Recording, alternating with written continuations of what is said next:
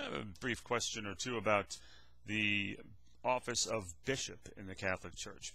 Now, we've already talked about the priesthood and how the priesthood is a complete no-show in Scripture.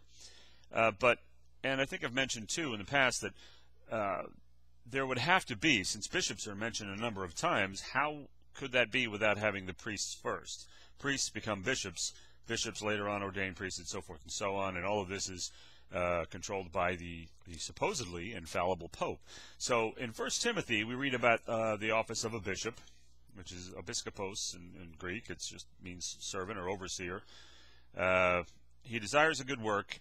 Okay, we'll skip over the part about the wife thing because we know how ridiculous the Catholic position is on that, about celibacy. So this bishop is married, but we'll overlook that for now. Chapter 3, 1 Timothy 3:6. Not a novice, lest being lifted up with pride, he fall under the condemnation of the devil.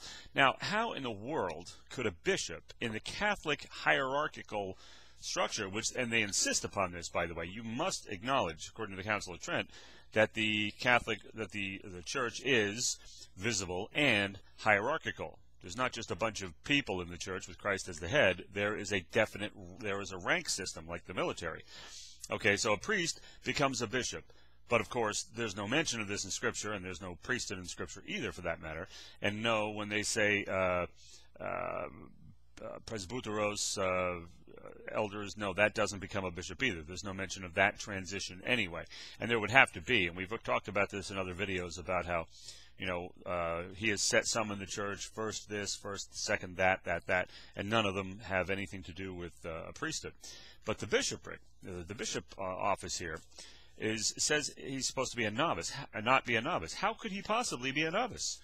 Because, after all, going through priestly training to be a priest, and back in those days, having hands laid upon you, how could he possibly, especially the way things are today with all the training, going through the priesthood, serving as a priest for a while, being recommended to be appointed by the infallible Pope, of course, as a bishop, how is it possible he could be a novice? These guys, when they get to that point, oh yeah, their theology is totally whack, but they're not novices. They don't know God. They don't know the Scriptures, really, what they plainly say, but they're certainly not novices. They are well educated.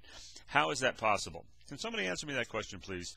And of course, again, they're supposed to be appointed ultimately under the control of an infallible Pope, who certainly, in his infallibility, would not appoint a novice who would fall into the condemnation of the devil.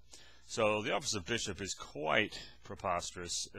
Bishop is somebody, it makes perfect sense in biblical theology that somebody who's overseeing a fully autonomous church with no visible head and no hierarchy and no headquarters, as it were, would possibly appoint someone who was a novice. That's why the admonition is there, not because of the Catholic view of it, which would utterly preclude the possibility of a novice bishop.